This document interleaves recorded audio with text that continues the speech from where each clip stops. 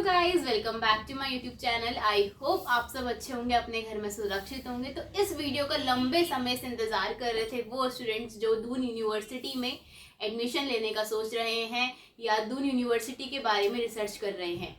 तो हाँ जी, अब आपका जो इंतज़ार है वो ख़त्म होता है। सबसे पहले मैं आप सभी से माफ़ी मांगना चाहती हूँ, सॉरी बोलना चाहती हूँ कि मैंने वीडियो को काफ़ी लेट कर दिया। बट यस, इस वीडियो में आपके सारे क्वेश्चंस का मैं आंसर्स दूंगी। काफ़ी सारे मेरे ब्लॉग्स में क्वेश्चंस आए थे यूनिवर्सिटी के रिगार्डिंग, तो मैंने उसका रिप्लाई तो दिया, पर कुछ कुछ क्वेश्चंस छूट गए थे। तो आज मैंने कोशिश करूंगी कि जितने भी क्वेश्चंस है सबको कवर करूंगी मैं आज। तो स्टार्टिंग इंट्रोडक्शन से करते हैं। मेरे चैनल का नाम है पहाड़ी सिबलिंग, जिसको हैंडल मैं और मेरा भाई करता है। मेरा नाम है आकांक्षा रावत और मेरे भाई का नाम है अंकित रावत। हम दोनों इस चैनल को हैंडल करते हैं। पहाड़ी ब्लॉग्स बनाते हैं, पहाड़ी कल्चर को रिप्रेजेंट करते हैं, उसको दिखाते हैं अपने वीडियो के माध्यम से। और पहाड़ी शादी कैसे होती है, दिल्ली में पहाड़ी फेस्टिवल्स को कैसे मनाया जाता है। अभी करंटली मेरे कॉलेज में दून यूनिवर्सिटी में अभी हमारा एक त्यौहार बुरी दिवाली मनाई गई। हमने बहलो जलाया, बहुत अच्छे सेलिब्रेट किया। तो आप वो व्लॉग भी देख सकते हैं। अब इंट्रोडक्शन करते हैं दून यूनिवर्सिटी का। तो दून यूनिवर्सिटी 2005 में बनी थी। ये एक स्टेट गवर्नमेंट यूनिवर्सिटी है। काफ़ी लोगों को मतलब है कन्फ्यूजन कि ये कैसी यूनिवर्सिटी। तो ये स्टेट गवर्नमेंट यूनिवर्सिटी है। इस यूनिवर्सिटी में मैं मास्टर्स कर रही हूँ, masters in media and communication. मैंने अपनी बैचलर दिल्ली से ही करी है, मास्टर्स में दून यूनिवर्सिटी से कर रही हूँ। और मेरी मास्टर्स 2 साल की है, क्योंकि मैं नॉन एनईपी की स्टूडेंट हूँ, नॉन न्यू एजुकेशन पॉलिसी। क्योंकि अब न्यू एजुकेशन पॉलिसी में 4 साल की ग्रेजुएशन हो चुकी है और हमने अपनी 3 साल की ग्रेजुएशन करी है और देन अब मैं 2 इयर्स का अपना मास्टर्स कर रही हूँ। तो कुछ क्वेश्चंस मेरे ये भी आए थे कि आप कर रहे हैं masters in media and communication, तो इस कोर्स की क्या फीस है और इस कोर्स में आपका एडमिशन्स कैसे हुआ और आपकी क्लासेस कैसे होती हैं। तो हमारी क्लासेस डेली बेसिस में होती है, रेगुलर क्लासेस होती हैं। इवन हमारे फर्स्ट सेमेस्टर में मेरी तो मतलब सैटरडे की भी छुट्टी नहीं रहती थी। हमारी क्लासेस रेगुलर लगती है। ऐसा भी है कि कोई टीचर आता ही नहीं है, सब अपने टाइम से आते हैं यहाँ पे और अच्छे से पढ़ाते हैं, अच्छे से समझाते हैं चीज़ों को। तो वो बेस्ट है यहाँ पे। और साथ ही साथ में यहाँ पे अटेंडेंस का भी ध्यान रखा जाता है बहुत अच्छे से। तो ये भी नहीं है कि आप सोचो कि यहाँ पे एडमिशन ले लेते हैं हम और उसके बाद क्लासेस लेंगे नहीं। अटेंडेंस कुछ 1-2 क्लासेस ली हफ्ते में और फिर आएंगे नहीं, तो फिर वो चलेगा नहीं, आपको डिबार्ट कर दिया जाएगा। काफ़ी लोग मेरे से फीस भी पूछ रहे थे। तो फीस, इस कॉलेज में फीस हमारी ईयरली पे नहीं होती है, सेमेस्टर वाइज होती है। तो मैंने फर्स्ट सेमेस्टर की मेरी फीस थी 32,950 रुपीज़। बात कर लेते हैं कि दून यूनिवर्सिटी में कौन कौन से कोर्सेज हैं। हमारे यहाँ बैचलर है, मास्टर्स है, सर्टिफिकेट कोर्सेज भी हैं और पीएचडी भी है। हमारे कॉलेज में स्कूल ऑफ डिज़ाइन है, स्कूल ऑफ मैनेजमेंट है, जैसे कि हमारे बैचलर ऑफ डिज़ाइन है, बीकॉम है, बीबीए है, बीए इंग्लिश है, बीए स्पेनिश है, बीए जर्मन है, BA in media and communication studies है। तो काफ़ी सारे बीए की कोर्सेज हैं। मैंने यहाँ पे सब लिस्ट देख सकते हैं। और यहाँ पे मास्टर्स के कोर्सेज हैं हमारे, जैसे कि MA Spanish, MA German, MA Chinese. मतलब स्कूल मतलब जितनी हमारी लैंग्वेजेस हैं उसमें भी एमए कराई जाती है। एमए इकोनॉमिक्स, एमए साइकोलॉजी, ठीक है, और MA in media and communication studies. यहाँ पे पीएचडी फिजिक्स में होती है, मैथमेटिक्स में, केमिस्ट्री में होती है। सर्टिफिकेट के कोर्सेज है, certificate program in Spanish, certificate program in German, certificate program in Chinese. सारे लैंग्वेजेस के कोर्सेज है। तो आप अब इस वीडियो को स्टॉप करके आप देख सकते हैं कि आपको कौन कौन से कोर्सेज के बारे में आप जानना चाह रहे हैं। अब हम बात करते हैं एलिजिबिलिटी क्राइटेरिया का। तो दून यूनिवर्सिटी में आपके जितने भी आपके मार्क्स 50% से अबव होने चाहिए। अगर आप बैचलर के लिए देख रहे हैं ये यूनिवर्सिटी, तो आपके 12th क्लास में आपके 50% से अबव मार्क्स होने चाहिए। मास्टर्स के लिए देख रहे हैं तो आपके मार्क्स बैचलर में 50% से अबव होने चाहिए। तो जैसे कि फॉर एग्जांपल यहाँ पे एंट्रेंस एग्जाम होता है एडमिशन के टाइम पे, उसी के बेसिस में यहाँ पे आपको एडमिशन मिलेगा। तो अगर आप बैचलर का देख रहे हैं तो बैचलर में आपके 11th 12th के ही क्वेश्चंस आएंगे, बेसिक क्वेश्चंस आते हैं, इतना हार्ड कोई एंट्रेंस एग्जाम्स नहीं आता है यहाँ पे। और मास्टर्स के लिए अगर आप बैचलर के आपको बेसिक क्वेश्चंस आएंगे, तो मतलब बेसिक क्वेश्चंस होते हैं, हम उसको पास कर सकते हैं इजीली।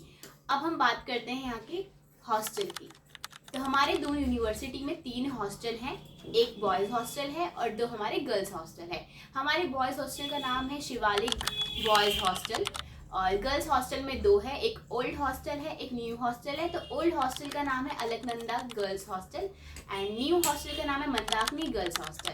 अलकनंदा हॉस्टल वाले हैं और मंदाकिनी हॉस्टल वाले हैं, हम दोनों का जो मेस का खाना है वो अलकनंदा में ही होता है। कुछ चीज़ें ये हैं कि हॉस्टल्स में ये होता है कि अगर आपका एडमिशन प्रोसेस हो गया है, ठीक है, फॉर एग्जाम्पल आपने एंट्रेंस एग्जाम दे दिए हैं, आप उसमें पास भी हो चुके हैं, आपने फीस भी पे कर दी है, तो आपके हॉस्टल्स के लिए ना थोड़ी टाइम बाद ही फॉर्म जनरेट होते हैं कि आपको रूम अलॉटमेंट के लिए आपको फॉर्म यहाँ पे भरना पड़ेगा। वेबसाइट में आपको चेक करते रहना पड़ेगा अपने टाइम पे, टाइम टू टाइम, क्योंकि जैसे ही गर्ल्स हॉस्टल का आता है फॉर्म या बॉयज़ हॉस्टल का आता है तो फट फिल हो जाते हैं और मिलना बहुत मुश्किल होता है, क्योंकि हॉस्टल के रूम अलॉट भी हमारे एंट्रेंस एग्ज़ाम्स के स्कोर के अकॉर्डिंग भी होते हैं और हमारे मार्क्स के अकॉर्डिंग भी होते हैं जो आपने 11th-12th में लाए हैं आप, क्योंकि ये सब के प्रूफ भी मांगेंगे वो आपसे, उसके अकॉर्डिंग ही आपको मिलेगा रूम वहाँ पे।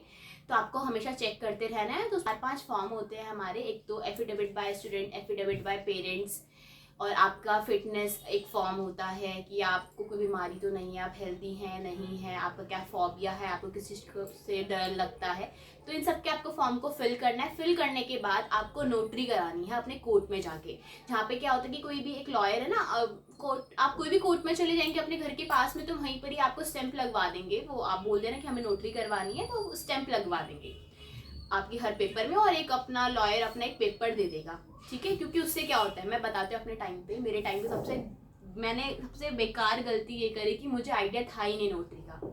एक्चुअली मैं बात ही नहीं कर पाई क्योंकि उस टाइम में बहुत कॉल कर रही थी मैं कॉलेज वालों को, किसी ने भी मेरा कॉल नहीं उठाया। फिर मैं दिल्ली से देहरादून इमरजेंसी में गई थी कि मेरे को अब रूम नहीं मिल पाएगा, क्योंकि मेरी लिस्ट में आ गया था नाम।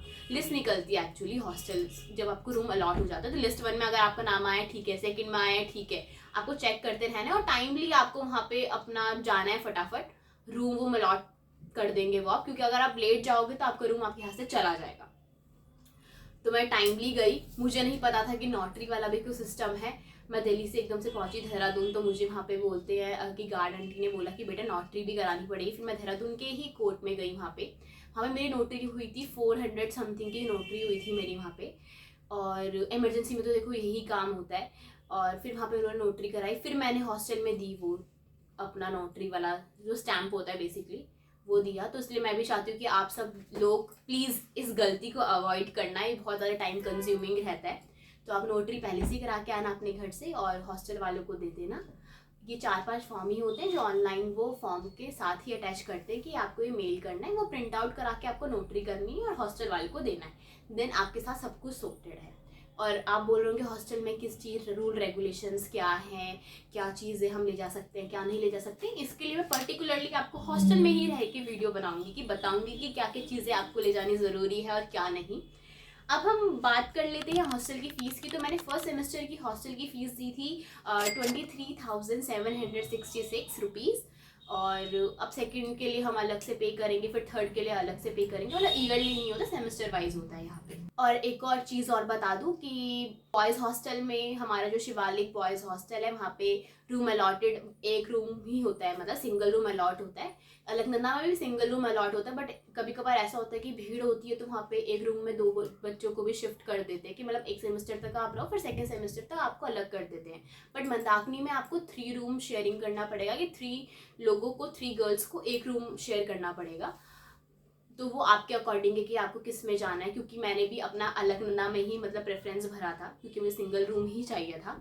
बट मेरा मंदाकिनी में आया था 3 गर्ल्स वाले में। तो आप अपने हिसाब से प्रेफरेंस तो आप भर देंगे कि आपको कौन से हॉस्टल के अकॉर्डिंग आपको फिल कर रहे हो फॉर्म, बट आपको जहाँ पे जगह मिलेगी वहीं पर ही आपको एडजस्ट कराएंगे। और मेरा तो मानना यही है कि आप कैंसिल मत कराना कि नहीं मुझे ये दे रहे हैं ये नहीं दे रहे हैं, आपको जो मिल रहा है सब ले लो। बात कर लेते हैं दून यूनिवर्सिटी की अदर करिकुलम एक्टिविटीज़ की। तो हमारे यूनिवर्सिटी में कुछ सोसाइटीज़ है, जैसे कि डांस सोसाइटी है, थिएटर सोसाइटी है, डिबेट सोसाइटी है, म्यूज़िक सोसाइटी है, और हमारे यहाँ एनसीसी भी है। तो आप जिसमें भी इंटरेस्टेड हो आपको ज़रूर वहाँ पे जाना चाहिए, अपना मतलब पार्टिसिपेट करना चाहिए, क्योंकि हमारी यूनिवर्सिटी हर साल AIU में जाती है। मतलब कि यहाँ पे हमारी दून यूनिवर्सिटी में कुछ सिलेक्टिव बच्चे कंपटीशन के लिए अदर यूनिवर्सिटी में जाती है। जैसे कि हमारी यूनिवर्सिटी अभी तक पंजाब यूनिवर्सिटी जा चुकी है, जम्मू यूनिवर्सिटी जा चुकी है, तो काफ़ी हमारा एक्सपीरियंस वाला चीज़ रहती है। मैं अभी तक नहीं गई हूँ, बट जो मेरे काफ़ी सारे फ्रेंड्स हैं वहाँ पे, तो उनसे मैंने काफ़ी पूछा तो उन्होंने बताया कि वो ये जगह जा चुके हैं और बहुत ज़्यादा उनके लिए एक्सपीरियंसेबल चीज़ रही है ये। तो आप लोगों को भी ज़रूर जाना चाहिए। और बाकी दून यूनिवर्सिटी के इंफ्रास्ट्रक्चर की बात करूँ, वहाँ की ग्रीनरी की बात करूँ, तो बहुत ज़्यादा सुंदर यूनिवर्सिटी है हमारी, काफ़ी ज़्यादा सुंदर, कि मतलब सुकून सा। मेरे को तो इतनी अच्छी लगी यूनिवर्सिटी की, अब तो मेरे को दिल्ली भी ऐसा लग रहा है कि कहाँ भीड़ भाड़ है। मतलब वहाँ पे बिल्कुल आपको, अगर आपको शांति में रहना है और आपको अपनी पढ़ाई में फोकस करना है तो आपको ज़रूर आना चाहिए, क्योंकि हमारी यूनिवर्सिटी में लाइब्रेरी भी है हमारी, और लाइब्रेरी में आप पढ़ सकते हैं। 8 बजे तक हमारी लाइब्रेरी खुलती है, आराम से आप पढ़ सकते हैं। डेली बच्चे आते हैं वहाँ पे पढ़ने के लिए, बहुत अच्छा एक्सपीरियंस है। और इवन हमारी यूनिवर्सिटी में हम सेंट्रल लाइब्रेरी बन रही है, मतलब बेसिकली एक पूरी बिल्डिंग लाइब्रेरी की बन रही है जहाँ पे बच्चे आएंगे और पढ़ेंगे, तो काफ़ी मज़ा आने वाला है हमारी यूनिवर्सिटी में। तो बस यही थी ये वीडियो। मैंने बहुत ज़्यादा कोशिश करी है कि जितने भी आप सभी के क्वेश्चंस आए हैं मेरी वीडियो में, कमेंट्स आए हैं, उनका मैं आंसर दे सकूं। मैंने कोशिश करी कि आप सभी के आंसर्स इस वीडियो से मिल गए होंगे। अगर आपके फिर भी क्वेश्चंस हैं कुछ, तो आप इस वीडियो के नीचे कमेंट कर सकते हैं। मैं आपके क्वेश्चंस के आंसर्स को ज़रूर देने की कोशिश करूँगी। और कुछ भी रिगार्डिंग, कुछ भी आपके पास क्वेश्चंस हो तो आप प्लीज़ बेझिझक मुझसे पूछ सकते हैं। और आपका अगर कोई डिफरेंट कोर्स हो तो आप मुझे ये भी बता देना। मैं आपकी कोई भी लड़की, मैं कोई भी किसी से भी, मतलब जो भी वही कोर्स कर रहा है, मैं आपकी उसी से ही वीडियो बनवा दूंगी, उसी से ही पूछ लूँगी कि क्या क्या चीज़ें मैंडेटरी है। क्योंकि देखो मुझे सिर्फ मेरे कोर्स के बारे में पता है, बट आपके कोर्स के लिए मैं किसी और से, जैसे कि फॉर एग्जाम्पल अभी मेरे पास एक क्वेश्चन आया था बीच में कि बीटेक भी होती है हमारी यूनिवर्सिटी में, तो मैंने एक लड़की से ही बात करी थी जो कर रही है। तो मतलब यही चीज़ है कि मैं आपको मीडिया के बारे में बता सकती हूँ, अगर आपको किसी और के बारे में जानना है तो मैं किसी और से पूछ के आपको बता सकती हूँ, बट मैं आपको बताने की कोशिश पूरी करूँगी। बाकी मेरे इस चैनल में बने रहिए, और अगर आप पहली बार मेरी ये वीडियो देख रहे हैं तो मेरे चैनल को सब्सक्राइब कर दीजिए और बेल आइकन दबा दीजिए, जिससे आपको नोटिफिकेशन आ जाएगी। और मैं मिलती हूँ आपको नेक्स्ट ब्लॉग में। Bye bye.